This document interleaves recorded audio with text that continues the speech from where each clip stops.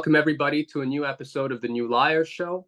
My name is David Goslin. I'm your host, and I'm back here with our regular contributor, Adam Sedia. Welcome, Adam. Good to be back. I think I said it right this time. Sedia. So we're back for a new show. Sorry for the short hiatus. The goal is to make this a regular, at least, if not twice a month, once a week show. So we've been getting a lot of things off the ground now. So we hope you like this show. So this one is going to be a continuation of a theme that I've been working on. It's not a new theme though. So the paper that I wrote some time ago, which was recently published, was called Escaping Huxley's Island, Psychedelics, Scientific Paganism, and the Changing Images of Man. And the link will be in the description for anybody who hasn't read it yet. So a lot of people know Brave New World, right? Adam, today everybody's like, we're in a brave new world. And, it's so dark and bad. And I mean, it is those things. But, I think, again, what happens when we stare into the abyss for too long, it stares back. And, we can know everything about living in a brave new world, and we'll be exploring what that means throughout.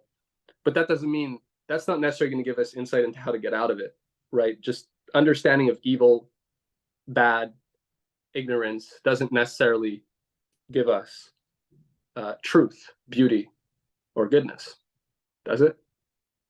Of course not. And so that's a paradox. So how do we get to the real thing? And I guess the opening hypothesis here that I would put forward is that really the legacy of evil is the legacy of imitation, right? Whether we're looking at intelligence agencies and psychological operations or propaganda of any sort, or just people lying, right? It's always about creating an illusion, creating something that sounds good and feels good and sounds and feels like it's the real thing, but it's not, right? But it's designed to appear as though it were the real thing in order to win trust and go from there. Well, that goes back to the old idea that evil is not its own thing. It's not a creative force. All it does is pervert what's been created. And you could say the same thing applies to evil human action. It doesn't create, it only perverts what good has created. And I think that's sort of the gist of what you're driving at there. And I think it's an underlying motivation of the attempts to control society. We see portrayed with reservation, I'll call it, in Brave New World, and quite enthusiastically in Huxley's final novel, Island. And I'll let you lead into the book there. Yeah, so that's actually this paper was inspired by reading Aldous Huxley's final novel, The Island, which actually wrote 30 years after Brave New World. So he had a bit more life experience. I don't know if we want to call it wisdom, but he definitely got more clever. He developed his ideas more. Yeah, his acumen for sort of delving into the nature of the real thing, or not, though, in order to necessarily offer the real thing, right, to people. But, and this is where I think it gets tricky, and I think I can hear the protests as we might go down this rabbit hole, but to study the real thing and understand it so that you better understand how to pervert it and to offer people something that sounds and feels and looks like the real thing, right? I'd say, if we're talking about the nature of evil, you're talking about that kind of thing, right? It doesn't sound like I think a lot of people will hear that, well-meaning people, and then be like, well, who the hell would think about that? Like that is dark, that is perverse. Like, don't they Don't they have a life? Don't they have things they need to do? Like who's got time to think about something like that? You know, how to understand or wrestle with the mysteries of, you know, the universe, the soul, God, just so that you can find a better way to substitute all those things in order to maintain, you know, a perfect system of control. And I mean, here's the thing for a lot of people, you know, they think of Huxley's novel Brave New World as a warning, right? But there's a lot of nuance, right? Especially if we know, if we fast forward to something like The Island, and that, you know, you were talking about, Adam, Brave New World Revisited. Huxley comes from a very specific tradition. You know, his grandfather, great grandfather, I believe Thomas Huxley, was the famous, you know, defender of Darwinism, not because he believed in it so much as because of the cosmological view, right? The implications. Yeah, in terms of how you run a society. And, you know, Julian Huxley was a leader of the eugenics movement. And right, you know, even after World War II and everything, like right from the beginning, on the flip side of World War II, you know, Julian Huxley is at the helm of basically trying to say that we need to keep going with the eugenics program. And it's very important that we see to it that what is currently unthinkable at least becomes thinkable. Okay, so but naturally it's a hard sell. So you do have to be a bit clever. And that's where I think it will get more interesting. And we're going to be using Huxley's final novel as a concrete example of what may feel like a very, you know, elusive or, you know, confusing idea. But yeah, if we get, once we're going to get into the mind of, you know, what's it like to be a bad guy? What kind of problems do you face, and how do you think about problem solving when you're in that situation? Well, to touch more on the background too, and I think it's important to understand. And we have Brave New World, which was the novel that made Huxley famous in 1936 or somewhere around there. And then we have Island appear 30 years later. And, you know, if you read Brave New World, it envisions a world where eugenics has been fully embraced, where sex is used as a means of entertainment, because reproduction is all carried out through scientific, mechanical manufacturing processes almost. And what happened in the middle? World War II, and all the negative implications, we'll call them, of eugenicist rhetoric sort of came to the fore, and society collectively backed away from them in shock. And I think it's no coincidence in his own preface to the 1946 edition of Brave New World, Huxley throws out the seeds that would later germinate into Island. In other words, Island represents a utopian vision of the dystopian Brave New World, or I think more accurately stated, the Brave New World had become a dystopia by 1946, and Huxley needed a new vision of utopia, and that's what would germinate into Island in 1964. So let me see if I can pull up the preface here. Huxley wrote, "If I were now to rewrite the book, I would offer the savage," that's the character who grew up among the indigenous tribes of the American Southwest, completely removed from this technological world portrayed in there. He says, "I would offer the savage a third alternative. Between the utopian and primitive horns of his dilemma would lie the possibility of sanity.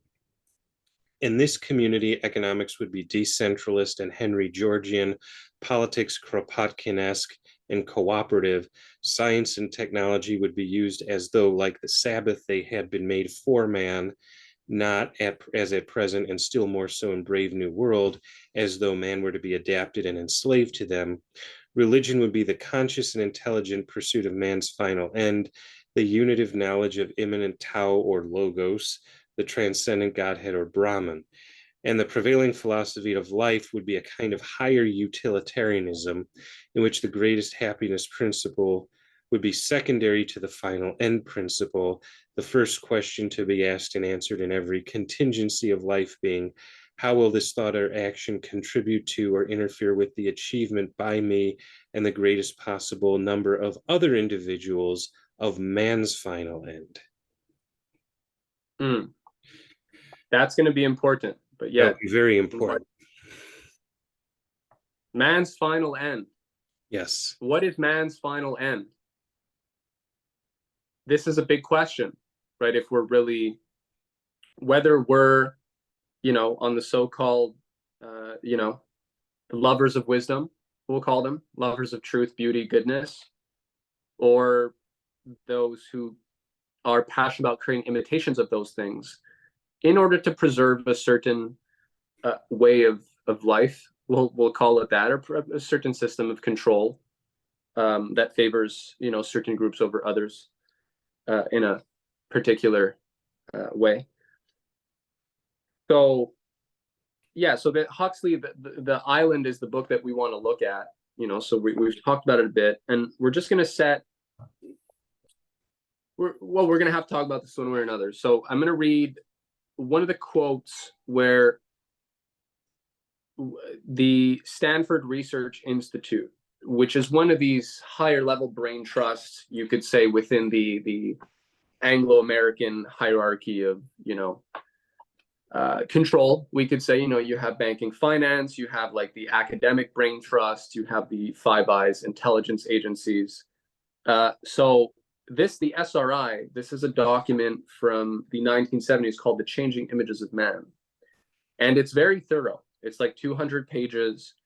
And it really goes through the ideas, among other things, that mankind, Western civilization, has to be shifted from an age of abundance to an age of new scarcity. So that is an age of abundance being associated with, materialism and material growth, scientific, technological progress. That needs to be superseded by a new scarcity and an ecological ethic, right, where man sort of returns in balance with Mother Nature. Long story short, there's a lot of paradoxes here and big questions, but I'm just going to read this, and we'll let people ponder it, and then we're going to look at how Huxley approaches this problem. In contrast to the Greek notion of man, the Judeo-Christian view holds that man is essentially separate from the rightful master over nature. This view inspired a sharp rate of increase in technological advances in Western Europe throughout the medieval period. On the other hand, the severe limitations of scholastic methodology and the restrictive views of the church prevented the formulation of an adequate scientific paradigm. It was not until the Renaissance brought a new climate of individualism and free inquiry that the necessary conditions for a new paradigm were provided. Interestingly, the Renaissance scholars turned to the Greeks to rediscover the empirical method. The Greeks possessed an objective science of things out there, which D. Campbell terms the epistemology of the other. This was the basic notion that nature was governed by laws and principles which could be discovered, and it was this that the Renaissance scholars then developed into science as we have come to know it. Now, this is the view that they're saying needs to be superseded. With the Renaissance view, there came this new climate of inquiry, right, and curiosity about man being able to discover the natural laws of the universe, with the traditional Judeo-Christian idea of man being in the image of a creator, and therefore imago viva Dei, a living image of God, and kapax Dei, having a godlike quality, right? He has the capacity to act as a co-creator within this higher framework of natural law. And so that image, right, this document is called The Images of Man, was responsible for a huge, a breakout of a flurry of scientific discoveries, which had never been seen in the history of man in terms of the rates of progress. So that's what they're saying here in the SRI document, The Changing Images of Man. This is the Stanford Research Institute is the same one that put out The Limits to Growth, in concert with the Club of Rome. The Limits to Growth was all the basically in the 1960s and 70s, when you start to get the shocks, the alarm over overpopulation and all these doomsday models. I think maybe people have noticed there's always doomsday computer models to justify, whatever radical policy shift needs to take place, right? There's doomsday projections of like mass death, whether due to one thing or another. We'll let you fill in the blank. Yes. Global warming, global cooling, overpopulation, petroleum exhaustion. The asteroids. You pick your. Yeah, and so there's always there's a narrative, and it doesn't mean there isn't some some problem to be dealt with. But the question is how things are framed and for what purposes, right? Like in psychology, they call this catastrophizing. Yeah, I mean, it's not new. And I think that's so. In any case, here, though, what's interesting is the bad guys are the people running this SRI, right, which are responsible, really set the standard for all the modeling, the doomsday modeling, which always ends up being shown to have been way overblown. They set the tradition for that. So now this is their document, though, on the question of the psychology of how do you reframe and shift the focus of one's identity. Now we're going to just going to read a bit more. People are going to be able to read this whole article. It's published on UK Column and on my Substack. But here's an exchange between Huxley and Dr. Timothy Leary, keeping in mind what we just said. So Timothy Leary was, a great, famous, psychedelics evangelist and, Harvard professor and proud sort of CIA operative. He wasn't ashamed or, didn't think there was anything bad there. He was just, spreading the word, as he was saying. So here's an exchange from a biographical account he wrote called Flashback. So it's a conversation, it's an exchange between Huxley and Leary. So Huxley first writes, "These brain drugs, mass-produced in the laboratories, will bring about vast changes in society. This will happen with or without you or me. All we can do is spread the word. The obstacle to this evolution, Timothy, is the Bible." And so then in my article, I write, Leary then reflects on the obstacles they encountered as they sought to flesh out their vision of a new enlightened religion. And Leary writes, "We had run up against the Judeo-Christian commitment to one God, one religion, one reality that has cursed Europe for centuries and America since our founding days. Drugs that open the mind to multiple realities inevitably lead to polytheistic view of the universe. We sense that the time for a new humanist religion based on intelligence, good-natured pluralism, and scientific paganism had arrived." These are pretty juicy quotes. Especially once we start to get into the head of, we'll call them the bad guys. We're doing a bit of shorthand here for fun. That's a juicy quote. So what does that mean to go to a, time for a new humanist religion based on intelligence, good-natured pluralism, and scientific paganism?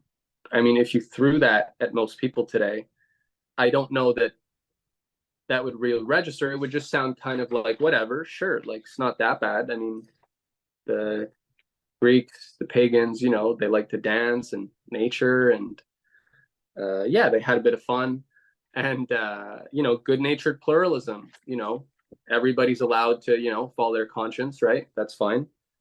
But what's really here? So Huxley, you got that, then you got all the eugenics and you got all the drugs and you got all the sex. sex cults, drugs, and eugenics, which are like those are the invariants, whether in Brave New World or The Island, but they're just presented differently. So the last quote I'll read from this document, so that people actually, before you go on, if you go to the Wikipedia summary, they have a nice chart that compares it's the entry for The Island. They have a nice chart of the comparison of how drugs, group living, trance states, right. recreational sex are used in the two novels, and it gives a nice side-by-side comparison. So I'll keep that up, and I might make reference to that as we go on. Yeah, that's true, and I do remember seeing that now some time ago. That was a good chart. Yeah, so we're going to basically just find out what that chart is saying, see it for ourselves. But I'll read this. These are things to ponder as we read through everything.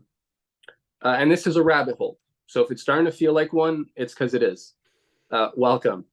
So this is the last quote that I'll leave people with. So this is from the Changing Images of Man section of my article, Escaping Huxley's Island, Psychedelics, Scientific Paganism, and the Changing Images of Man. Here they say, page 186 of the document, no aspect of a person's total belief and value system is so unyielding to change as his basic sense of identity, his self-image. It is a well-known phenomenon in psychotherapy. The client will resist and evade the very knowledge he most needs to resolve his problems. A similar situation probably exists in society, and there is suggestive evidence both in anthropology and in history that a society tends to hide from itself knowledge which is deeply threatening to the status quo, but may in fact be badly needed for resolution of the society's most fundamental problems. The reason contemporary societal problems appear so perplexing may well be not so much their essential abstruseness and complexity as the collective resistance to perceiving the problems in a different way. And so now here comes the thing. So there's a shift. I'm going to read it. It's worth hearing, I think, for people if they haven't read the article. The authors, so this is my intro. The authors discuss a shift from emphasizing external material progress. We're talking about changing images of man and going to this new scarcity, from emphasizing external material progress to an inner spiritual progress based on expanded consciousness and a self-realization ethic. And yeah, this will be important. We said, what is the end of man before, Adam, right? When you're reading that Huxley quote, that's the big, what is the end of man? So let's keep that in mind. So here they write, here's the new ethic. Okay, so this is the new ethic this is 1970s, but they're talking about shifting, going from the age of Pisces to the age of Aquarius. That's another formulation. We're headed or entering the age of Aquarius. That's the whole, but yeah, we can have a lot of fun with this stuff. But yeah, one thing at a time. The desirability of this characteristic of the new image is based on the view that the proper end of all individual experience is the evolutionary and harmonious development of the emergent self, both as a person and as part of wide collectivities, and that the appropriate function of social institutions is to create an environment which will foster that process. This is the ethic which must supersede the man over nature ethic and the material growth and consumption ethic, which has given rise to a large portion of man's problems as he became increasingly preoccupied with solely material aspects of exploiting and controlling nature for selfish ends on a fragile and finite planet where the pursuit of such goals can be suicidal.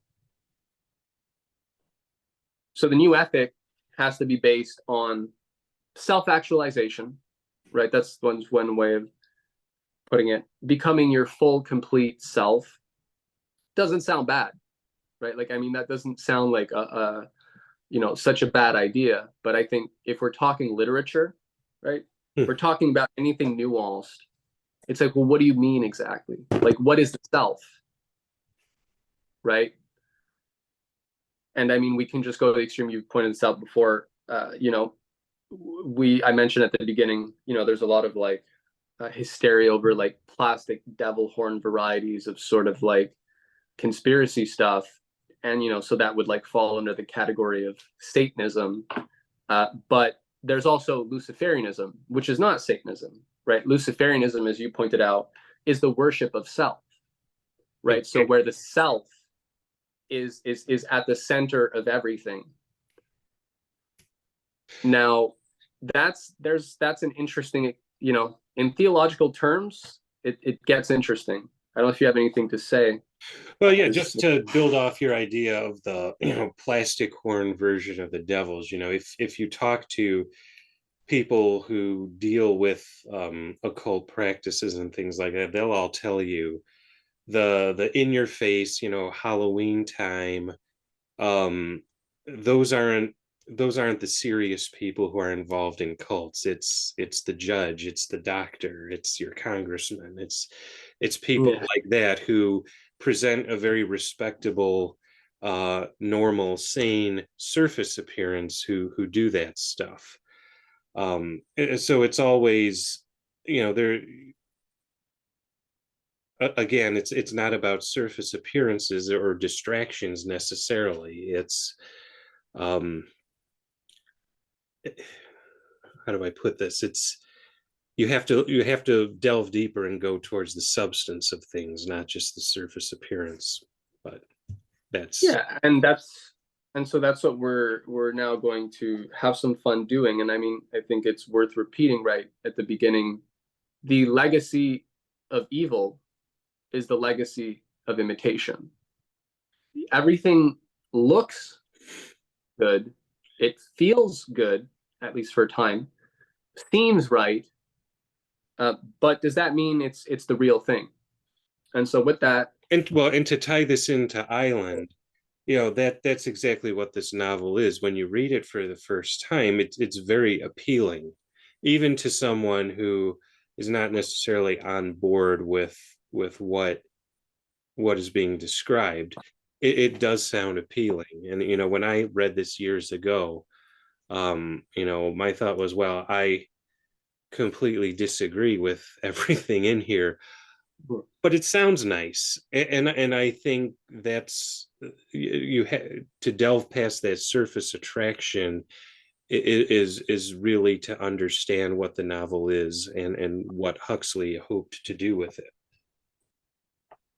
Yeah, and I mean, again, there is, at a certain level, we could say, or we'll touch on this after. Sure. But yeah, we could say more. I'll say this. I mean, anytime we're talking about imitations and illusions, we can't really battle, the masters or the magicians of illusions and imitations if we are ourselves in love with our own illusions and imitations, right? It's easy to poke holes in other people's illusions and imitations. They're not ours, right? So naturally, that's probably the best practice, right? To sort of come online is let's poke holes in our own illusions. Let's get used to that. And I mean, this is Socrates at the end of the day, right? If you find out something you believed and felt really strongly about turns out to be false, you don't have a fit, like a boomer or a child, interchangeable these days. Unfortunately, I can be a bit hard sometimes, but hey, we're having fun here. But you don't have a fit, right? Like the idea that you maybe are on the wrong path in respect to some ideas, that should be exciting, right? God forbid, like we discover something profound, that had been hidden from us before. So that's why we're willing to venture into some of the more nefarious stuff, right? I think it's always in that spirit that we want to, same reason Dante, when he was in hell, he wasn't just there alone. He had guides and he sought them out, and he listened for them, right? He listened to those Beatrice's voice, right? And his poet mentor Virgil. We're not alone. So page 164. Let us go to page 164 of The Island. I recommend the book. I mean, I think it's well written. Let's give people a taste of it.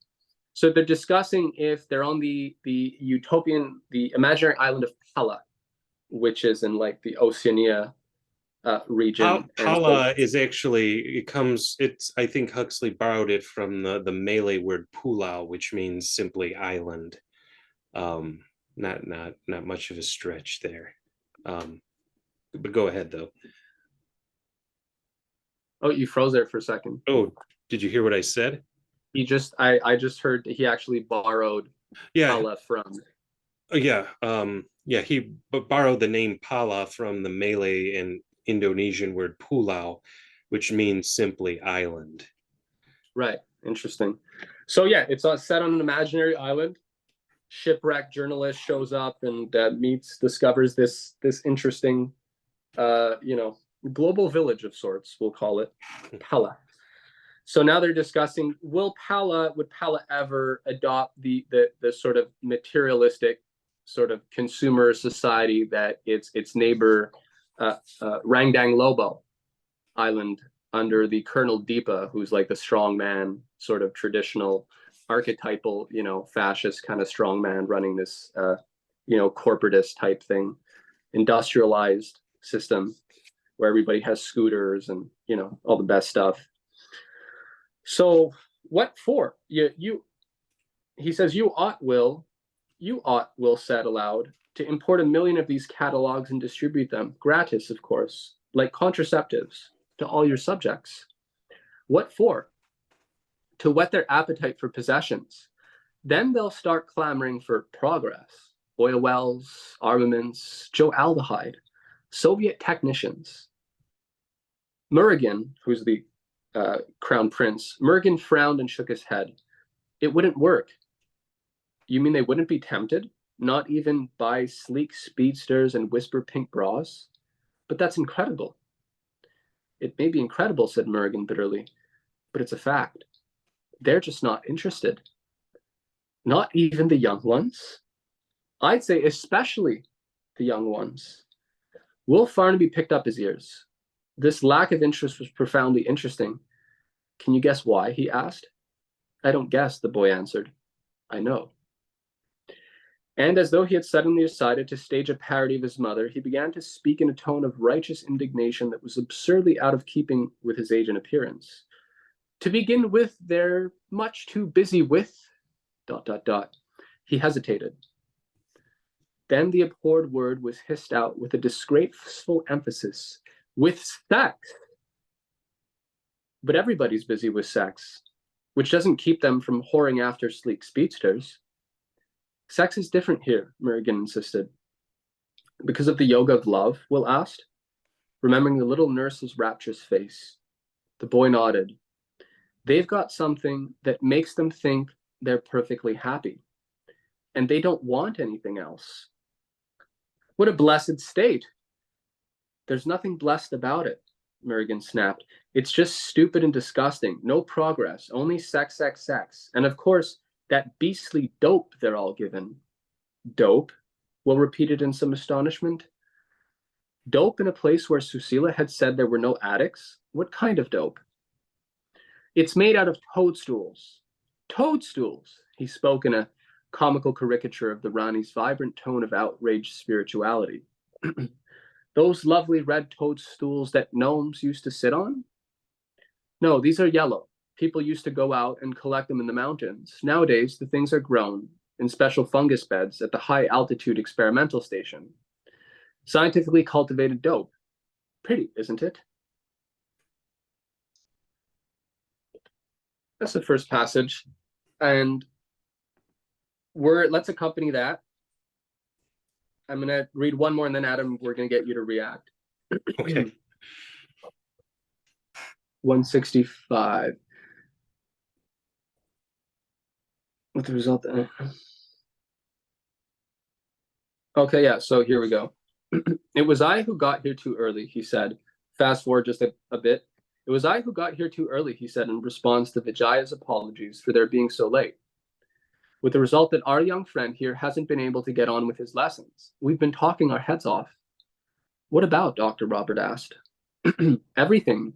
Cabbages, kings, motor scooters, pendulous abdomens. And when you came in, we just embarked on toadstools. Murugan was telling me about the fungi that are used here as a source of dope. What's in a name? Said Dr. Robert with a laugh. Answer, practically everything. Having had the misfortune to be brought up in Europe, Mergen calls it dope and feels about it all the disapproval that, by conditioned reflex, the dirty word evokes. We, on the contrary, give the stuff good names. The moksha medicine, the reality revealer, the truth and beauty pill. And we know, by direct experience, that the good names are deserved. Whereas our young friend here has no first-hand knowledge of the stuff and can't be persuaded even to give it a try. For him, it's dope, and dope is something that, by definition, no decent person ever indulges in. What does His High Highness say to that? Will asked. Mergen shook his head. All it gives you is a lot of illusions, he muttered. Why should I go out of my way to be made a fool of? Why indeed, said Vijaya, with good-humored irony, seeing that, in your normal condition, you alone, of the human race, are never made a fool of, and never have illusions about anything. I never said that, Mergen protested. All I mean is that I don't want any of your false samadhi. How do you know it's false? Dr. Robert inquired. Because the real thing only comes to people after years and years of meditation and tapas, and, well, you know, not going with women. Murugan, Vijay explained to Will, is one of the Puritans. He's outraged by the fact that with 400 milligrams of moksha medicine in their bloodstreams, even beginners, yes, and even boys and girls who make love together, can catch a glimpse of the world as it looks to someone who has been liberated from his bondage to the ego. But it isn't real, Murugan insisted. Not real, Dr. Robert repeated. You might as well say that the experience of feeling well isn't real. You're begging the question, Will objected. An experience can be real in relation to something going on inside your skull, but completely irrelevant to anything outside. Of course, Dr. Robert agreed. Do you know what goes on inside your skull when you've taken a dose of the mushroom? We know a little, and we're trying all the time to find out more, Vijaya added. So they go on, talk about the biology of it. Okay, I'll throw this last thing. For example, said Dr. Robert, we found that the people whose EEG doesn't show any alpha wave activity when they're relaxed aren't likely to respond significantly to the moksha medicine. That means that for about 15% of the population, we have to find other approaches to liberation. Another thing we're just beginning to understand, said Vijaya, is the neurological correlate of these experiences. What's happening in the brain when you're having a vision? And what's happening when you pass from a pre-mystical to a genuinely mystical state of mind? I could go on, and there's many interesting things. People may start to get a parallel with conversations being had currently in the world, from Joe Rogan to Jordan Peterson, and how are you going to finally transcend our limited materialistic world? Well, I think you first of all, you've given a nice sample from the book. You've introduced some of the main characters and their ideas, and you're given a feel for what the book is. There's not much of a plot. In other words, there's really not much of a progression in the story. It's more of something along the lines of, St. Thomas More's Utopia, or something like that, where it's a anthropological study of this utopian society, and then everything just falls apart right at the end. The Right. queen dies, Murugan becomes the king, and then he invites Colonel Deepa in, and the future of this society is uncertain. The other interesting thing to note, you read about the conversation about sex and its use as a tool of enlightenment, so to speak. And Right. Murugan is called the Puritan. Interestingly enough, Murugan, the name, is one of the epithets of the Hindu god. I can't remember. It's the son of Shiva, and Kartikeya Skanda. I think there's several names for him. Murugan is one of the names, and he's a war god. So he's clearly associated with the, for lack of the military industrial complex of Western society, of industrial and progress as it's used in the novel as a tool of war. And it's also, and it's not even implied, it's very explicit, but not kind of glossed over. Murugan is in a sexual relationship with Colonel Deepa. I mean, yeah, he's incested by the dictator of the other exactly. island. So, on the one hand, he's again, I guess it's a portrayal of his view as hypocritical. On the one hand, he's criticizing the use of sex, but he's I don't want to get too graphic. It's a Lolita. Subdued by a dominant figure from a westernized society. Right. Yeah. And then the use of, I don't know if you wanted to touch on that before I move on to the shrooms. No, go ahead. Yeah, the use of the my brain's not working. Moksha. The hallucinogenic mushrooms. Moksha. That's what in Hinduism is, in Buddhism is called nirvana. It's the release from the cycle of death and rebirth. Right. Which actually in Buddhism is a state of non-existence, which is an interesting thing to strive for. And I think Huxley, shows his hand a little bit by calling this ideal moksha. And again, we have the question of what is reality. And reality is self-referential. It is what goes on inside your skull, not real. And I think we're dealing with that very issue right now, with people saying they're one thing and not being another, and who are you to say what is real? We see that idea in a more intellectual context presented here. And here, just on that, hold that thought. Just in the aristocratic tradition, true aristocrat excellence, we don't want to. We want to present the other side's argument as and in its most refined, right? We don't want to, like, the sophist will always try and make the other side look crazy, which is not what I think you're doing. But Huxley does an interesting thing here. So fast forward where we were just at in the dialogue before.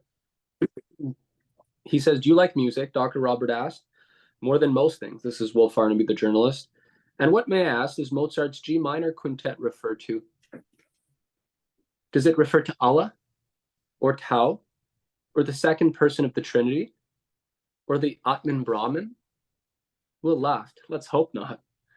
But that doesn't make the experience of the G minor quintet any less rewarding." "Well, it's the same with the kind of experience that you get with the moksha medicine, or through prayer and fasting and spiritual exercises. Even if it doesn't refer to anything outside itself, it's still the most important thing that ever happened to you. Like music, only incomparably more so. And if you give the experience a chance, if you're prepared to go along with it, the results are incomparably more therapeutic and transforming. So maybe the whole thing does happen inside one's skull. Maybe it is private, and there's no unitive knowledge of anything but one's own physiology. Who cares? The fact remains that the experience can open one's eyes and make one blessed and transform one's whole life."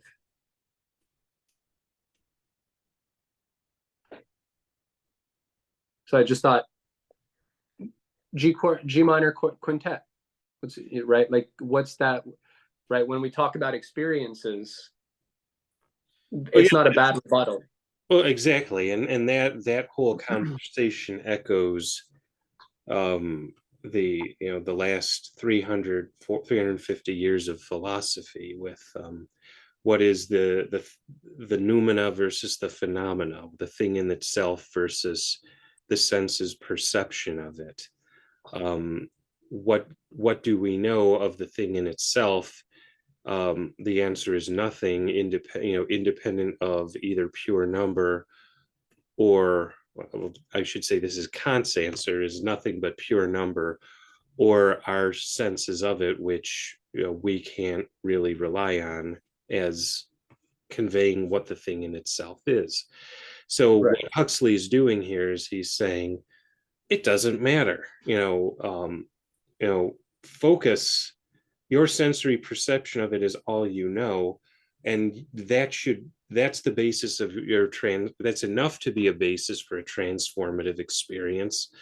So whatever floats your boat, as long as it gets you that, that's what Right. I mean, yeah, and he gets, again, we're going to read a few more passages, and I mean, we want to keep in mind as we're reading, because there are some good critiques of what happens when people try to get at the real thing, but they are not necessarily equipped epistemologically, spiritually, or otherwise.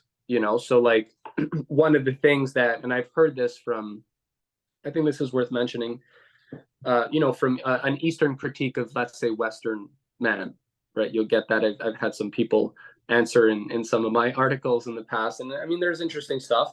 And you get this with Huxley as well, right? It's that Western man is largely caught up in the duality, right? There's good and there's evil. And so, from the start, foundational, story of Adam and Eve, man is caught between this eternal struggle between good and evil. And so technically, and different people leaning into different aspects, but let's just give the very fundamentalist view is man is pure wickedness, can be redeemed by God, but there's all these demons and devils, and so there's this eternal struggle between man and his own wickedness. So if you have your self-image that you're wicked, but yet you're supposed to be good, and so you're ashamed that you're not good, but you need to be good. And so you have to sort of bang your head kind of regularly to try and transcend that. So Huxley kind of pokes at that. And you do see, this was R.D. Laing, a famous psychiatrist. He wrote The Divided Self. And that was one of the critiques of, let's say, standard, regular American sort of conservative, or I believe he was Irish, so the Irish Catholics or American conservatives, Protestants often, right? There's the divided self, right? They have the doctrine and the stuff that they're supposed to, live by, and goodness, and believe in God, and do the right thing. But yet they're kind of, demons inside, they're tormented.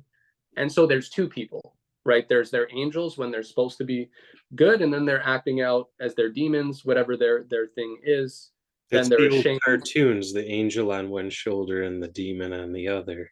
Yeah, so that's Western man for like the critique from the Eastern sort of transcendent perspective, that you need to fully integrate the individual, right? Which means and depending on where you go, right? Huxley is not an authority on like the old Eastern masters either, right? What we're looking at in the island is how to graft different images of man, to calibrate and to subtly adjust images to make them more amenable to this, what in the SRI document is a ecological ethic, which from a Huxleyan standpoint is the strict Malthusian logic that must define any closed system, because every system is seen as an entropic closed system. The universe is understood as an entropic closed system. And so everything's just winding down. And so the controllers of the society need to be able to control the resources, control the population, to keep everything in balance, right? This is kind of where the selling point, it gets to this kind of thing. So from the bad guy standpoint, how do you keep that? You need an equilibrium. They call it homeostatic, a homeostatic system in the SRI document. The World Economic Forum calls it a circular economy, right? So it's more of the same. It's always the same. It doesn't mean it won't change, but it's always bounded by the same things. And so there's you need social engineers. You need somebody who's running that. That system's not sort of regulating itself.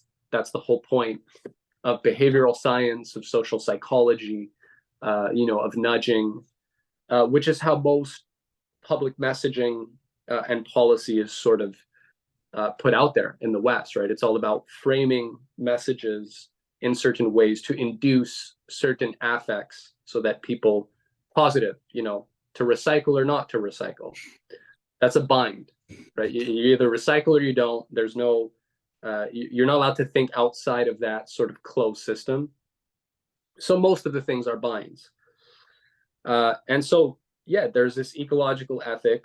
And I think people need to keep that in mind as, we think about this Eastern stuff that Huxley is trying to adapt. Because again, if anybody who's here listening to this podcast and pays attention to the kind of discussions that are being had in Western society, in terms of how to run a society, if you've ever run into like New Age stuff, all these people are so passionate about Eastern philosophy, and then as opposed to like Western philosophy, they think that's like a dichotomy. But then you're like, well, if you read Plato or if you read Confucius, I mean, they kind of agree on a lot of stuff. And finally, it's like they don't really mean Eastern philosophy. They mean a particular kind of New Age thing. I mean, ironically, it's a Western perception of what Eastern philosophy is. Yeah, but a very flaky one. Yeah. And that was brought in by circles that are tied to the whole Huxleyan thing. Like there's the Esalen Institute, which is a very prominent one of these things. And I believe it's in, I think it's in Switzerland, but I don't want to say it. It might. It's human potential. So the idea is human self-actualization. And so, there was a series, if people want to get a taste of this, but with Nicole Kidman called 9 Perfect Strangers on Amazon Prime, I believe. Interesting, so it's a retreat. You go to retreat, you do psychedelics, and you deal with your demons, right? But all that to say, we're talking about, so the Eastern, the integrative part, right? Dissolving the ego and this duality between good and bad, so that human beings are healthy, right, and functional, and not in a constant war between their angels and their demons. And so there's an emphasis on meditation, right, and being in your body instead of being in your head. And you have in Huxley's book the squawking bird, who's saying, "Attention, attention." You have to pay attention. That's the whole mindfulness that's been. Yes, which is, I mean, it's a useful practice, but I think that's the whole point. Like mindfulness is good, and I mean, I think I run into every day, right? We've all run into people where you see there seems to be a profound lack of awareness, and mildly, yeah, awareness goes a long way. Like without needing to judge people or anything, like self-awareness of one's imperfections, faults, strengths, it goes a long way. It's hard to it's hard to oversell that. But yeah, so the Eastern critique is this split man. And so Huxley is getting in on that. And it is a real thing, as well, R.D. Laing, but the question is, so there are problems, right? Western civilization has problems. Any culture, society, it has problems. But the question is, how do you solve the problems, right? How do you intervene on the problems? And this is where it gets nuanced, right? Because depending on how you're thinking about the problem, which is even how they say it here, you can come up with very different approaches, right? Based on very different views, i.e. images of man. How do we resolve this duality? Can it really be totally ignored? Yes, we shouldn't be in a constant struggle. We should be able to become whole people, right? That are not just split into constant, fragmented. But at the same time, isn't the idea from a Christian perspective, you carry your cross, right? There is no, in a fallen world, there's no avoiding suffering. It would be foolish to think that we can, or even maybe that we would wish to, right? Because what would we be had we never been challenged, right? So Huxley's they're offering an alternative to the problem, but so then I think it's what is the nature of the problem, and how, what are the different possibilities? What does it mean to embrace one's suffering, or to choose one's suffering wisely in order to actually make it to the other side of that suffering, or pain or challenge, whatever it is, right? People have all sorts of bad things happen. That's the question. So here Huxley's offering this moksha medicine and world, and he's going to tell us more about it. But I don't know if you'd like to say anything, Adam. I said a mouthful there. I rambled, but No, you touched on a lot there. Well, yeah, just to build off of that a little, is I think that is why Huxley had to not just wanted to, but had to set this novel in the East. In Brave New World, he presents a what we will call a dystopian version of Western society, and contrasts it with the primitive, the Navajo, or one of the tribes in the Southwest, the American Southwest. right. And as he says in his preface, those are the only two options he gave.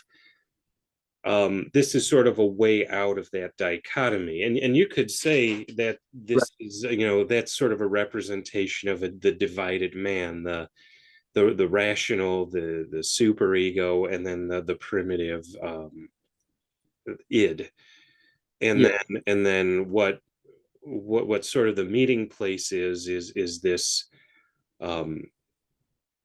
I don't think it's a caricature, but the view of Eastern philosophy, where that divided self is eliminated, and I think that's why he did that. Okay. And yeah, I mean, but see, that's interesting. Just as a last thought before we move to the novels are important, right? Like, as you're saying here, so Huxley's working out a problem, right? And we can see it. I mean, you're illustrating that quite well, just by having knowledge of the different works, and to compare and contrast them. You can see a clear. You're dealing with a big problem, right? Because Huxley is in more of a sort of managerial point of view. You're looking at a society top down, which I'd say is the problem with the way our Western education system, or pretty much every system, and it's very bottom up. So you don't really get a top down view of how things are organized, and people assume everything is organized bottom up, and people are trained to think bottom up, whether it's in science, where it's all about sort of cutting everything up and it's building blocks, and you're specialized in the one thing, and you know everything about like one thing, but you're unable to think in terms of look at the bigger picture, right? And I think we can apply that life. People have trouble think about the bigger picture. They're just, the smarter they are, the more specialized they are. But not if you go into the field of if you're an actual practicing behavioral scientist, or social psychologist in the various Stanford Research Institute, UCLA, Berkeley, Department of Criminology, these different nodes, the Behavioral Insights team, that's a big one, the SPI in Britain, they're all behavioral science nodes. Cass Sunstein, who's like, I think the second most cited legal scholar in the world. The author of Nudge. Yeah, and he with Richard Taylor, Cass Sunstein was Obama's, President Obama's counsel. He's big, like he's regulatory czar. That was his unofficial title. Yeah. Yeah, and they also created the task force to crack down on conspiracy theories. So yeah, there's a conspiracy to crack down on conspiracy theories because they as under the guise that they're a national security threat. It gets interesting. But anyway, so when you're a behavioral scientist, you do take a top-down look, as somebody like a Huxley does.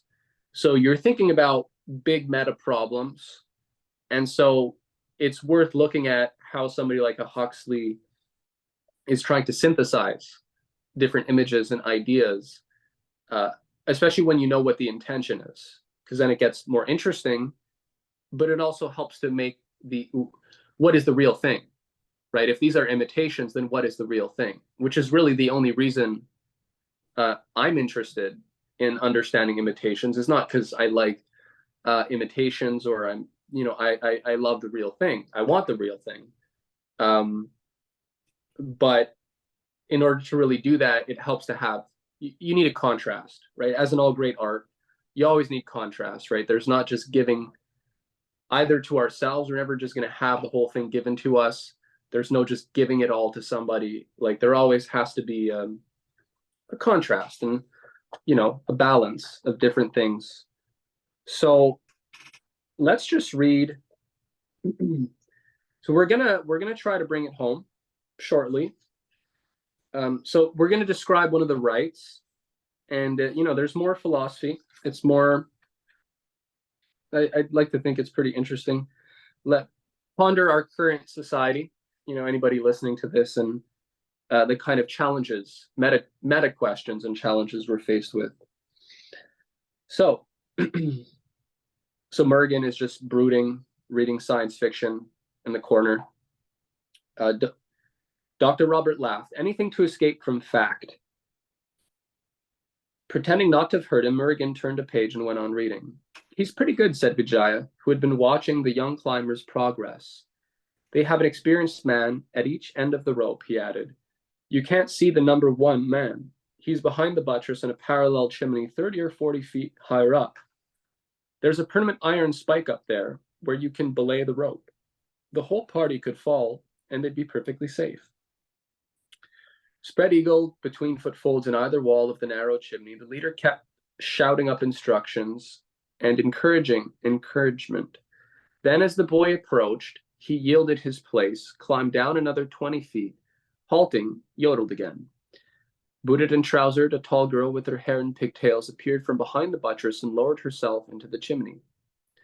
Excellent, said Vijaya, approving as he watched her. Meanwhile, from a low building at the foot of the cliff, the tropical version, evidently of an alpine hut, a group of young people had come out to see what was happening. They belonged, Will was told, to 3 other parties of climbers who had taken their post-elementary test earlier in the day. Does the best team win a prize? Will asked. Nobody wins anything, Vijaya answered. This isn't a competition. It's more like an ordeal. An ordeal, Dr. Robert explained, which is the first stage of their initiation out of childhood into adolescence. An ordeal that helps them to understand the world they'll have to live in, helps them to realize the omnipresence of death, the essential precariousness of all existence. But after the ordeal comes the revelation. In a few minutes, these boys and girls will be given their first experience of the moksha medicine. They'll all take it together, and there'll be a religious ceremony in the temple. Something like the confirmation service, except that this is more than just a piece of theological rigmarole. Thanks to the moksha medicine, it includes an actual experience of the real thing. The real thing? Will shook his head. Is there such a thing? I wish I could believe it. You're not being asked to believe it, said Dr. Robert. The real thing isn't a proposition. It's a state of being. We don't teach our children creeds or get them worked up over emotionally charged symbols. When it's time for them to learn the deepest truths of religion, we set them to climb a precipice and then give them 400 milligrams of revelation. 2 first-hand experiences of reality, from which any reasonably intelligent boy or girl can derive a very good idea of what's what. And don't forget the dear old power problem, said Vijaya. Rock climbing's a branch of applied ethics. It's another preventative substitute for bullying. So my father ought to have been an alpinist, as well as a woodchopper. Woodchopper was for another type of behavioral problem. One may laugh, said Vijaya, duly laughing, but the fact remains that it works. It works.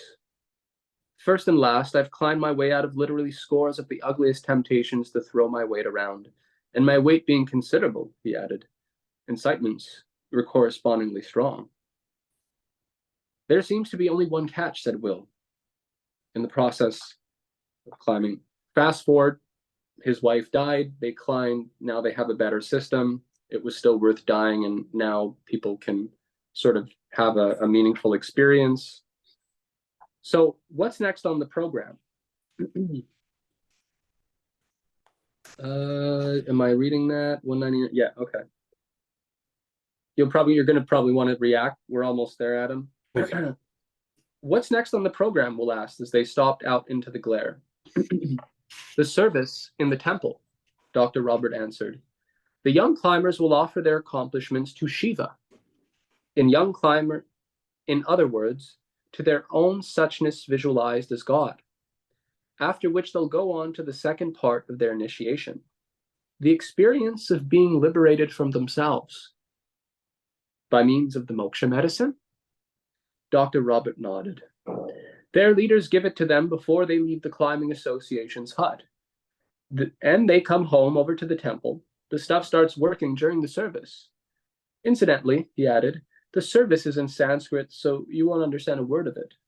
Vijayaj's address will be in English. He speaks in his capacity as president of the Climbing Association. So will mine. And of course, the young people will mostly talk in English. Inside the temple, there was a cool, cavernous darkness, tempered only by the faint daylight filtering in through a pair of small lattice windows, and by the 7 lamps that hung, like a halo of yellow, quivering stars above the head of the image on the altar. It was a copper statue, no taller than a child, of Shiva, surrounded by a flame-fringed glory, his 4 arms gesturing, his braided hair wildly flying, his right foot treading down a dwarfish figure of the most hideous malignity, his left foot gracefully lifted. The god stood there, frozen in mid-ecstasy.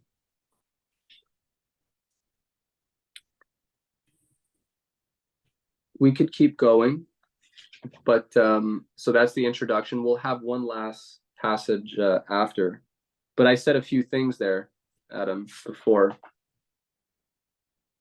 Did you have any response, or should I? Oh, where do I begin? Now the climbing is an interesting facet of Huxley's society. I actually think it's an eminently practical exercise, and I think can stand on its own without, independent of the hallucinogenic usage and Right. the religious, Which makes it dangerous. yeah. Well, I mean, I'm not, obviously don't mix them, but no, I think as an exercise, as a character building exercise, and it wouldn't surprise me if you could find, well, I mean, initiation rites exist in societies all over the world, primitive and modernized. This is just a regulated initiation exercise. I don't find anything odd or particularly, well, yeah, it is un-Western in the fact that it's, the modern world has lost touch with these sorts of rites of passage. Right. And they certainly had by Huxley's time, but I don't think there's anything uniquely Eastern or at least traditionally non-Western about that practice. And I think it's interesting also that he picks Shiva as the god to receive the offering. Well, no, I He's got suppose some interesting. it makes He sense. has a great description of it later, but yeah. So go on. Yeah. Yeah, as you know, in the big 3 of the Hindu gods, Shiva is the destroyer. But what's being destroyed here is again the Western sense of the ego, is being sacrificed. So I suppose Shiva is actually an appropriate god to receive that sacrifice. Yeah, and I mean, he's got a pretty compelling Well, isn't he also the god of dance? He's dancing. He's dancing through all worlds, right? Yes. Isn't that? And his foot is on, and Huxley describes it. His foot is on like a ghoulish creature that he's stamping out, which is, I mean, you're saying it's suggestion might be that it's sort of this Western sort of, which is, I mean, that's a pretty interesting, and I could see that. But it's also, is it not the ego in the traditional lore? Is what is he stamping on? Remember? I know it's a demonic figure exactly. Then let me see if I can find this with a real. I'm just looking for. There's a great that I just wanted to skip over some parts, but yeah, Light revealed another Arch-Yogan. There's a great there is a great description here. Oh yeah, there it is. Here, I'll just read you this. This is fun. So the seconds passed, the silence. So they're experiencing the ritual now. So the seconds passed, the silence deepened. Suddenly, startlingly, one of the girls began to sob. Vijaya left his place and, kneeling down beside her, laid a hand on her shoulder. The sobbing died down. Suffering and sickness, Dr. Robert resumed at last. Old age, decrepitude, death. I show you sorrow. But that wasn't the only thing the Buddha showed us. He also showed us the ending of sorrow. Shivaya Nama, the old priest cried triumphantly. Open your eyes again and look at Nataraja up there on the altar. Look closely. In his upper right hand, as you've already seen, he holds the drum that calls the world into existence, and in his upper left hand, he carries the destroying fire. Life and death, order and disintegration, impartially. But now look at Shiva's other pair of hands. The lower right hand is raised and the palm is turned outwards. What does that gesture signify? It signifies, don't be afraid. It's all right. But how can anyone in his senses fail to be afraid? How can anyone pretend that evil and suffering are all right when it's so obvious that they're all wrong? Nataraja has the answer. Look now at his lower left hand. He's using it to point at his feet. And what are his feet doing? Look closely, and you'll see that the right foot is planted squarely on a horrible little subhuman creature, the demon, Muyalaka, a dwarf but immensely powerful in his malignity. Muyalaka is the embodiment of ignorance, the manifestation of greedy, possessive selfhood. Stamp on him, break his back, and that's precisely what Nataraja is doing, tramping the little monster down under his right foot. But notice that it isn't at this trampling right foot that he points his finger. It's at the left foot, the foot that, as he dances, he's in the act of raising from the ground. And why does he point at it? Why? That lifted foot, that dancing defiance of the force of gravity. It's the symbol of release, of moksha, of liberation. Nataraja dances in all the worlds at once, in the worlds of physics and chemistry, in the world of ordinary, all too human experience, in the world finally of suchness, of mind, of the clear light. And now, Dr. Robert went on after a moment of silence, I want you to look at the other statue, the image of Shiva and the goddess. Look at them there in their little cave of light. And now shut your eyes and see them again, shining, alive, glorified. How beautiful. And in their tenderness, what depths of meaning, what wisdom beyond all spoken wisdoms in that sensual experience of spiritual fusion and atonement. Eternity in love with time, the one joined in marriage to the many, the relative made absolute by its union with the one. Nirvana identified with samsara, the manifestation in time and flesh and feeling of the Buddha nature. Shivaya Nama, the old priest lighted another stick of incense and softly, in a succession of long-drawn melismata, began to chant something in Sanskrit. That was cool. Well, and that's I was reading the article on, and that was actually a very accurate description of the the symbolism behind the depictions of Nataraja, which is Sanskrit for king of the dance, which is an epithet of Shiva. Mm, And that's exactly correct. The dwarf he's stamping on. Another name for it, it turns out, is they call him Muyalaka in the novel, but Apasmara is another name, which in Sanskrit, like in Greek, the a at the beginning means not. So it's like amnesia, or with the gloss of gibberish or unintelligible speech. So it's kind of a personification of incoherence or unreason that's being trampled upon. right. And I mean, here though, there is this question again, the big questions: what is the end of man? In the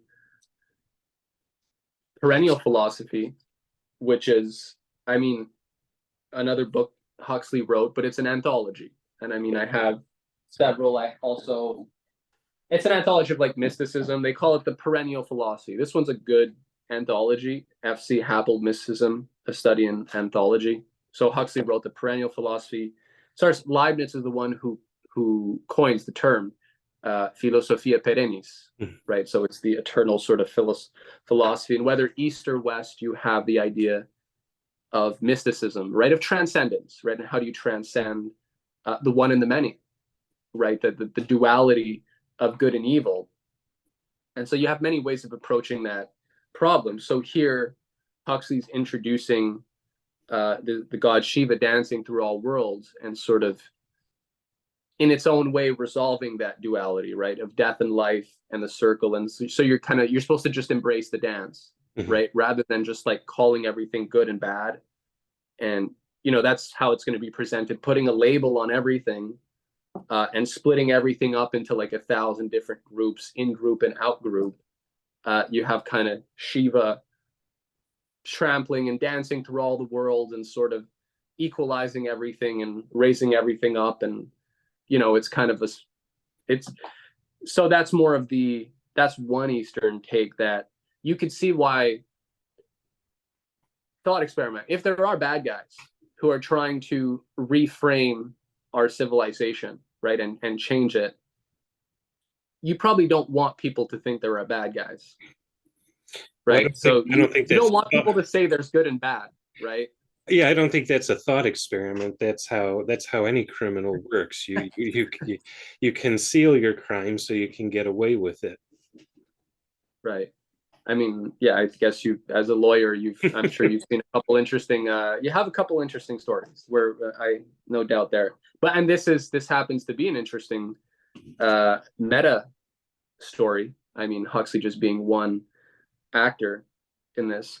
But yeah, so I mean, they're talking about liberation of the ego. And so you get all sorts of different things, right? Like when you get a lot of people right now are hurting, right? Western society is very sick.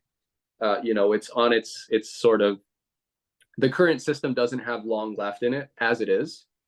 That's not like, I'm not making some like doomsday prophecy. It's like there are bubbles. What goes up must come down. What shape will everything take? We don't know. Regardless, the best of Western civilization has to be preserved and built upon, I think is the key. And that, yeah, there's no way to just preserve something.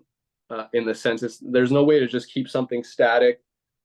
It requires always development, like anything else. As my spiritual guide at one time pointed out, whether it's love and relationships or friendships or anything else, relationships in general, they require development. A love which is static, which doesn't change, that dies out pretty quickly, right? And you have a lot of divorce these days, right? But you see the superficiality of the relationships upon what they're built. So of course, once the magic fades, if they're not really built on anything, it's easy for the magic to disappear, and so you don't have a development, or you have things. Everybody was just sort of on the more conservative flip side. Maybe everybody is they went through the motions because that's what they were supposed to do, but doesn't mean they necessarily knew who they were. or knew who was technically the right person for them. And so that magic also wears off pretty fast. Oh yeah, But all that to say development, right? yeah, That's you my talk about development. I mean, there's this notion, and it's been, you can trace it back to the idea of romantic love. But it's been, since the removal of the removal of strictures on relations between the sexes. It's just been, oh, find who your passions tell you to find. And so when everything's toned up to 11 or dialed up to 11 at the very beginning, it has nowhere to go but down. right. Whereas, and you don't, and if you start out that way, you don't feel a motivation to work on anything, and the first disaster causes the relationship to fall apart. Right. Whereas, um, you know, gosh, having been married for 8 years now, and I don't want to hold myself out as any example, but it's hard, and it takes work, and it takes time, and it takes constant effort. And nothing is more admirable, I think, than seeing an older couple who's been married their whole adult life practically, and they the profoundness of their love transcends the conventional cheesy stereotypes of romantic gestures. There's a depth there that I think very few of us can really understand. And again, I use that as just one example. This development thing, I think, applies to everything, but this, given our times, I think that's a useful one. I was at a funeral yesterday for a good friend. I mean, she was 83, had cancer for 6 years. But the point is, her husband spoke. They'd been married 60 years. I mean, real saint. This was like a saintly person, the real thing. And yeah, they just said how, or she had said, even as she, when she had cancer, her husband was taking care of her, and for 6 years. And she said one of the stories was that she had fallen more in love with her husband at that point than she ever had been at any point in her life. But the point is, they were both, she especially had been on a long sort of spiritual journey and development, and she was always, and part of it was also helping others, right? We call that charity here in the West, right? In the traditional. So when you have that, there is always a development. And yeah, I mean, nobody's, blessed are the poor in spirit, right? Nobody's like sort of just got it all together and then they're just good. I mean, it's like, once you're in a position where you can help, it's like, congratulations, asshole. Now you get to go help other people. Like, there's no like, congratulations, you made it to the finish line and you get a big trophy, right? That's not the real thing. That can't be the real thing, right? Just to hear that surely is not the real thing. Surely people aspire to more than, just that, a destination or a prize, right? Which again, Huxley does play on that. Do they get a prize? Do they get a prize? No. No, it's an ordeal. And through that ordeal, there's plays on all these things. But as well, yeah. So our civilization is definitely struggling. But so that's why the crisis point is, so what is the real thing, right? People are looking for something to anchor themselves to, right? Trying to rediscover, what it is that made Western civilization great. Because now there is a lot of shame, there is a lot of guilt, and there's a lot of confusion. If Western civilization has done great things and all that, then why is it looking like it's in such bad shape, right? And as it's in bad shape, you got all the different gurus and ideas, right, and prophets, psycho-spiritual prophets, psychochemical prophets, is like the Huxleyan, Learian type, saying, well, here's how we're going to liberate everybody. I think and the other Henry even referred to himself as a prophet, if I'm not mistaken. I mean, they always do, don't they? But see, so if we're going back to the beginning of my article, right, which will be in the description, link below, if you haven't read it on Substack or UK Column. The point is the transition from the age of abundance to new scarcity, right? That's what something like the actual real brain trusts that do exist and make policy, like the SRI and these other ones, you know, you got to give people, if the Western civilization's in decline, this bread and circus is not in the same, it's not as available as it used to be. So if you're a manager, how do you give people an alternative way out, right? How do you get them to like scarcity, to enjoy themselves and not just mass revolt, right? Because there's no bread or whatnot, right? That's a problem. If you're Roman Empire, every empire, at a certain point, because of the entropic nature of that system, it's looting, you get to a point where how do you keep the bread and circus going? So that's a whole industry of like, you need clever people to come up with ways. And so here, flash back to this this quote, then we're going to finish with the last passage of the island. And I mean, and the rabbit hole's just begun, but we're going to stop there. People have to have supper and take care of themselves. So, but just to say, there we go. So they talked about self-actualization. Technically, rather than read that again, the self-actualization ethics, let's throw a bit more on to echo the same point. The new paradigm will likely incorporate some kind of concept of hierarchical levels of consciousness or levels of subjective experience. These will be distinguishable in the sense that concepts and metaphors appropriate to one level do not necessarily fit another. They will be hierarchical, not in the sense that one is higher than another on some value scale, but in the sense of structural hierarchy, and also in the sense that the consciousness of intense moments of creativity are accompanied by, in some testable meaning, more awareness than times of ordinary consciousness, and those in turn involve more awareness than deep sleep. The notion of a spectrum of potential consciousness connotes extending the range of recognized unconscious processes, i.e. processes of which we are not usually conscious, although the potentiality appears to be present of experiencing them directly, to include a vast range of reported experience in the provinces of creative imagination, cosmic consciousness, aesthetic and mystical experiences, psychic phenomena, and the occult. That's page 109. And fast forward to this end, the authors, so they propose an extension of the scientific method. Again, so we're going from material outward scientific progress, you know, and there's not going to be the bread and circus. We got to give people some sense of what are they going to fill themselves with? What are they hungering for? How do we, you know, appease that hunger?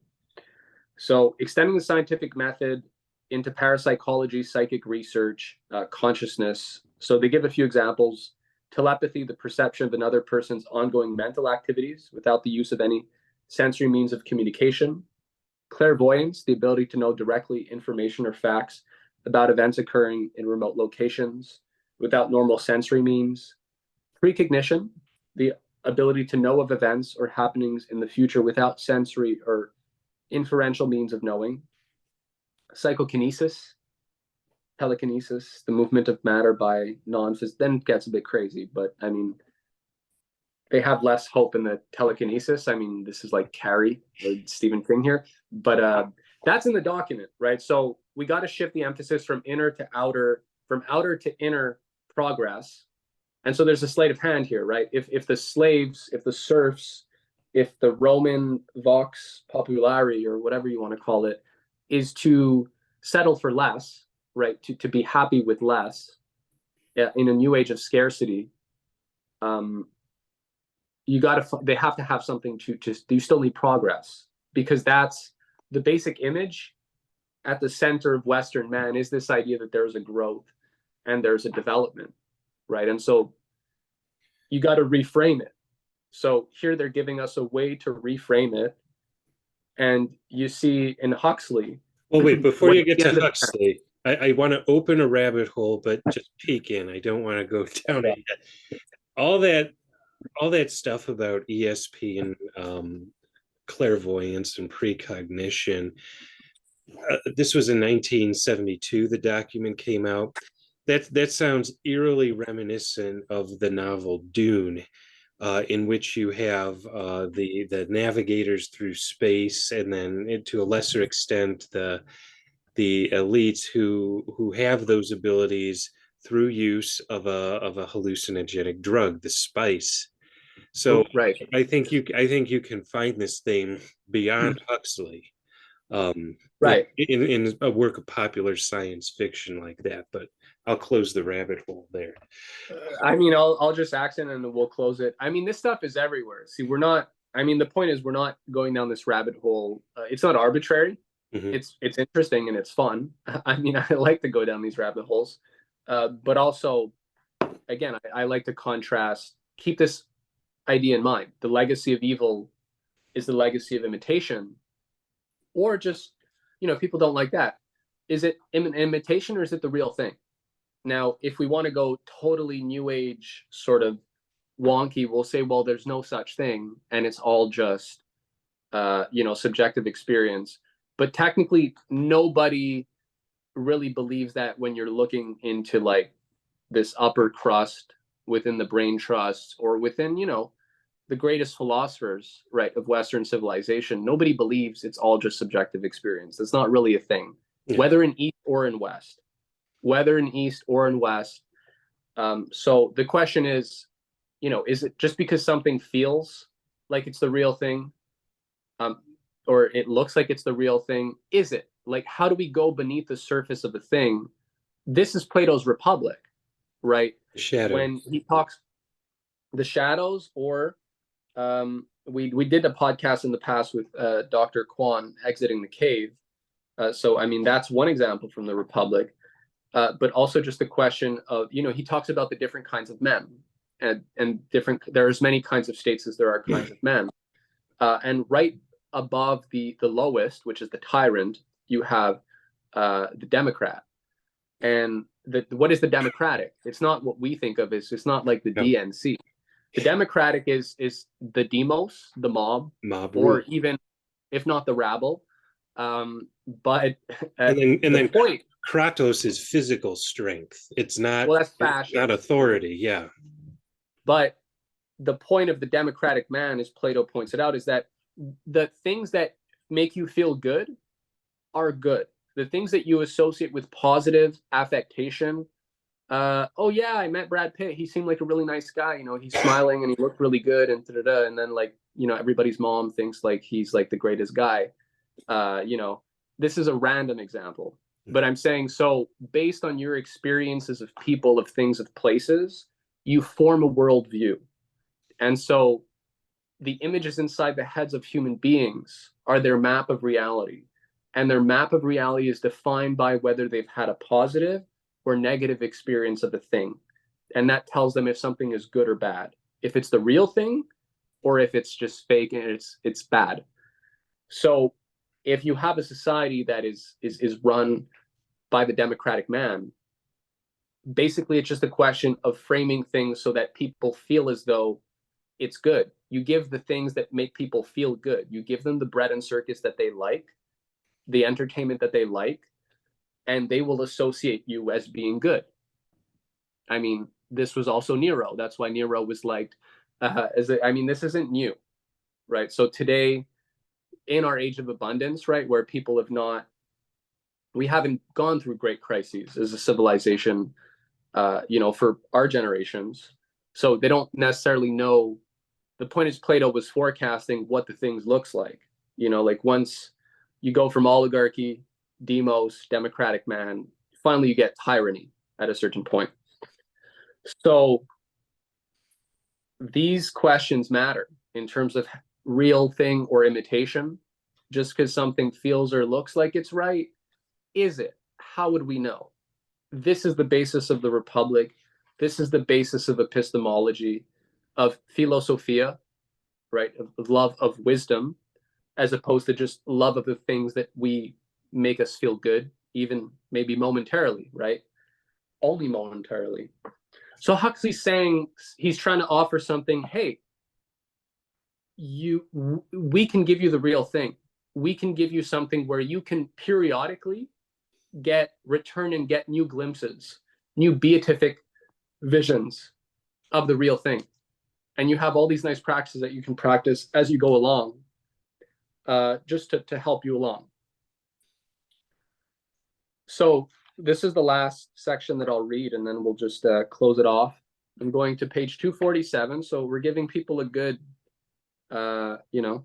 And I would add to that, it's easy. You know, sex is something that, well, pretty much all of us are equipped with, and it doesn't require any great effort.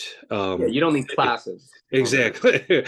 Yeah, or you know, yeah, you don't need classes. You don't need I don't want to get. You don't need We can make a lot of jokes. Yeah, exactly. We can make jokes, but it's accessible. Is what my point is. You know, just same thing with the mushrooms. All you need is a farm like they built there, and you know, drop a shroom and now you're in moksha. I mean, there's Right. It's not the extensive spiritual exercises you see in both East and West to reach the same level of release that Huxley is offering in his novel. Last I checked, none of them talk about that. I mean, like the Buddha does not talk about psychedelics. I mean, the you know, the gurus.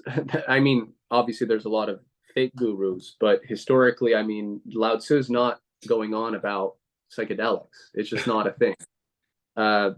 So yeah, this is we'll close on this final section and just leave people with these things to ponder. And I mean, think of the conversations, you know, you've had with people. Think of conversations you've heard, podcasts you've listened to, and maybe you see parallels, you know. So if we're talking about the real thing versus imitation, I think most important is, where are these things really coming from? Okay. So 247. What's your criterion of a good school? Will ask. Success. In what? Winning scholarships, getting ready for jobs, obeying the local categorical imperatives? All that, of course, said Mr. Menon, but the fundamental question remains. What are boys and girls for? Will shrugged his shoulders. The answer depends on where you happen to be domiciled. For example, what are boys and girls for in America? Answer: for mass consumption. And the corollaries of mass consumption are mass communications, mass advertising, mass opiates in the form of television, meprobamate, positive thinking, and cigarettes. And now that Europe has made the breakthrough into mass production, what will its boys and girls be for? For mass consumption and all the rest, just like the boys and girls in America. Whereas in Russia, there's a different answer. Boys and girls are for strengthening the national state. Hence all those engineers and science teachers, not to mention 50 divisions ready for instant combat and equipped with everything from tanks to H-bombs and long-range rockets. And in China, it's the same, but a good deal more so. What are boys and girls for there? For cannon fodder, industry fodder, agriculture fodder, road building fodder. So east is east and west is west, for the moment. But the twain may meet in one or other of two ways. West may get so frightened of east, they will give it up thinking that boys and girls are for mass consumption and decide they will give up thinking that boys and girls are for mass consumption and decide instead that they're for cannon fodder and strengthening the state. Alternatively, East may find itself under such pressure from the appliance-hungry masses who long to go Western that it will have to change its mind and say that boys and girls are really for mass consumption. But that's for the future. As of now, the current answers to your question are mutually exclusive. And both of the answers, said Mr. Menon, are different from ours. What are Palinese boys and girls for? Neither for mass consumption nor for strengthening the state. The state has to exist, of course, and there has to be enough for everybody. That goes without saying.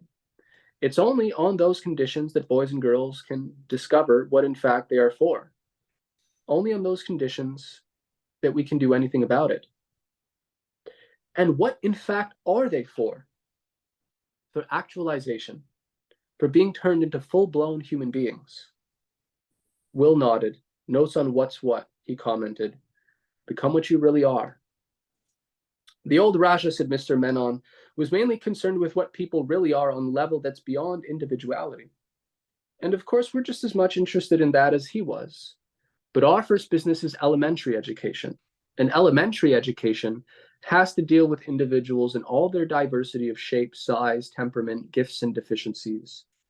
Individuals in their transcendent unity are the affair of higher education. That begins in adolescence and is given concurrently with advanced elementary education. Begins, I take it, said Will, with the first experience of the moksha medicine.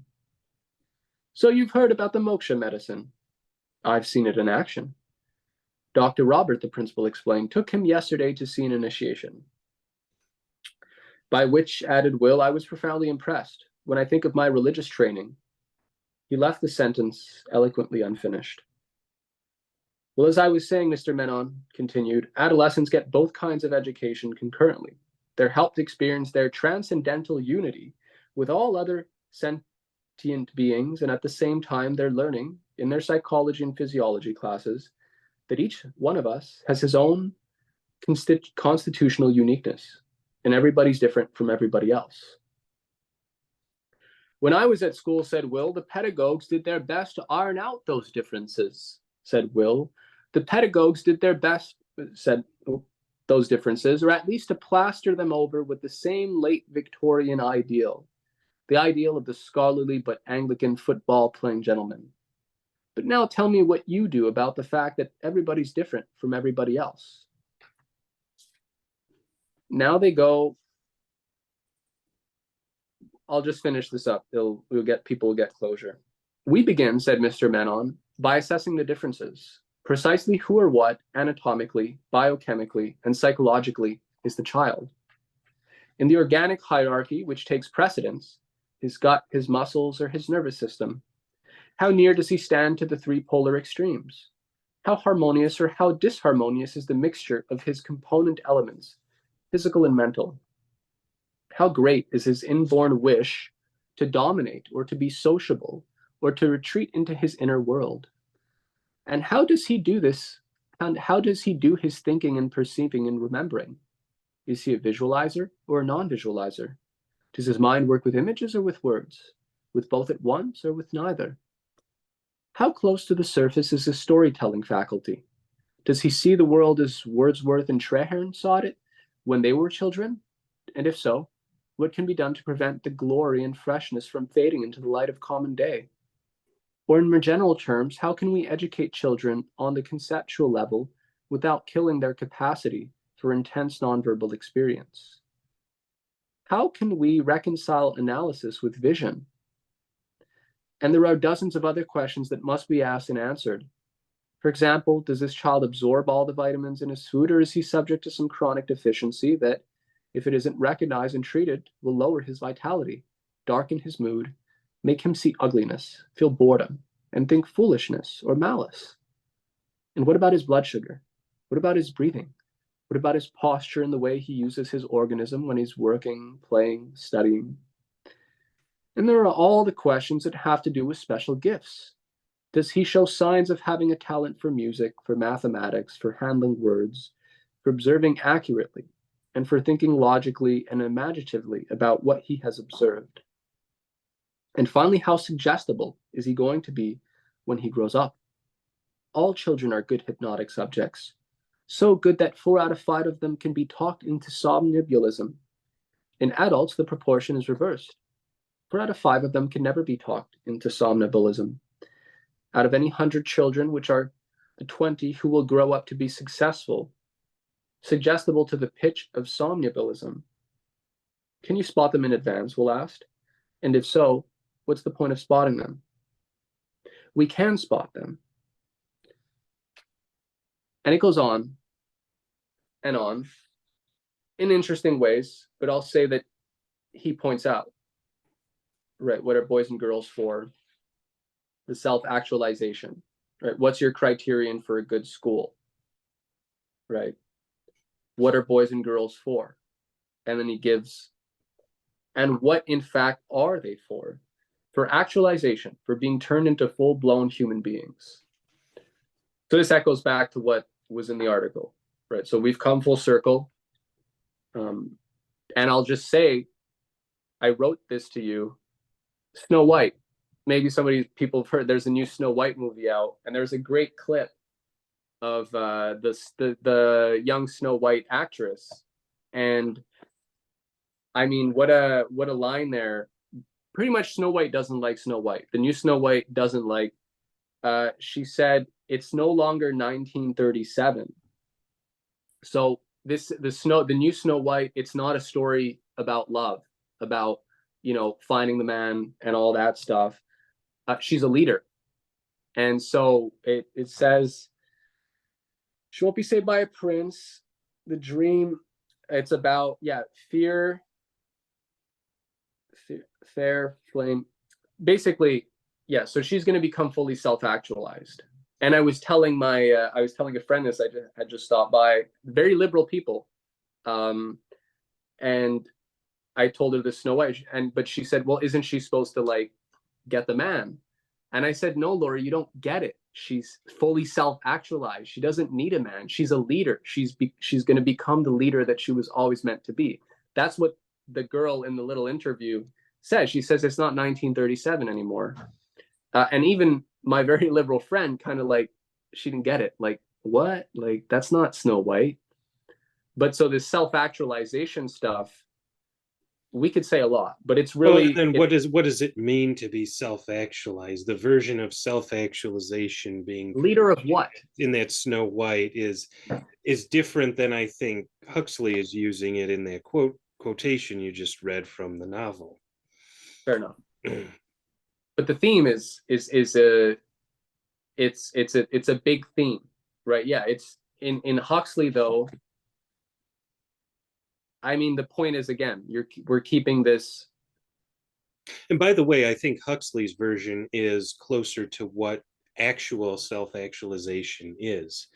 What I think Huxley does in the novel, keeping in mind his background and his views on things, is provides a convincing version of what a utopia on Earth will look like for those who will not be running things as he and his milieu anticipate they will be. And that's what I think, again, that's why the society, the polis society seems rational, it seems attractive, but you have to consider what's the motivation behind this utopia. Yeah, and there's other tells. Like, I didn't read these parts, but just to be clear, there are no families in Paula. Yes. It's a global communal village type thing, and there is no mother. Mother is a verb, as they point out at the beginning. So and children can leave their families if they don't like their families. There are collective families. So the child is given, like, is autonomous, and can choose the family that he or she wants. And mother is abolished. Their mothers are abolished. Now, I mean, this is telling for anyone who knows a bit about the whole elite boarding school culture, right? Like, if you go to, if you're within the oligarchy or the upper crust of, let's say, like, any Anglo-American, well, let's say like an old British family. Huxley comes from, Britain. He went to, oh God, I can't believe I'm forgetting Eton. Yeah, Eton.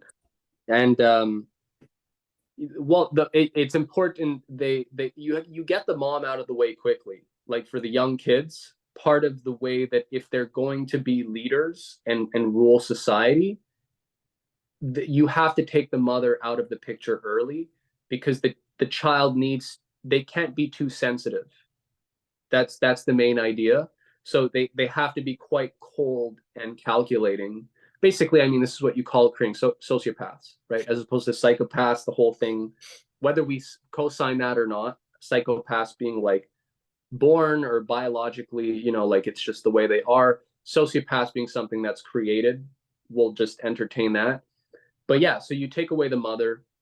That's also there. There's global, it's a global village, communal family thing. So you have to not lose sight of the self-actualization. There's also, like, R.D. Laing in his later stuff. one of the things he was looking to was getting rid of the concept of love as it was traditionally thought of, like the family system. And so and I know somebody who met Artie Lang at a conference, and this is what Artie Lang told him. Like Artie Lang was working on the politics of family. And so the idea of transcendence is you leave your dysfunctional family behind, right? You leave these dysfunctional things behind. You are liberated, where you can finally become the fully actualized person that you were destined to be, which you can't be in most cases, right, if you have a family, right? Because your sphere of concern and interest is by its nature narrow, significantly, once somebody has a family. And so there's a play there, right? So people gotta, this is why we talk about nuance. If people don't have their thinking caps on, or they read this at a superficial level, there are little tells. And that's where the whole universe sort of, the bigger picture comes together. So that it's, we don't just get this starry-eyed utopian stuff, or just emote with the stuff that sounds good without seeing the bigger picture. So yeah, it seemed like the self-actualization stuff, if we listen to people today, if you listen to young folks or Snow White, I mean, and you hear this stuff, you gotta, again, where's it coming from? Right? I mean, this isn't new. That being said, I didn't get to see the Snow White yet, but I'm gonna save my money. Yeah. But I think I know what to expect, I guess, is what I'm saying. I don't think I'm gonna be shocked having seen the commentary by the lead character. So yeah, I mean, very interesting book. The Island, well done. My piece, Psychedelics, Scientific Paganism and the Changing Images of Man, gets into a fair bit of detail about this and ties in a couple of other loose ends. So if people wish to continue going down rabbit holes without fear of getting lost, like we're not here to just sort of throw people down things. Yeah, you're welcome to check out the article. So with that, thank you, Adam, for joining us. Thank you, everybody, for listening. And yeah, keep following us up, The Chained Muse and You Liar. See you all soon.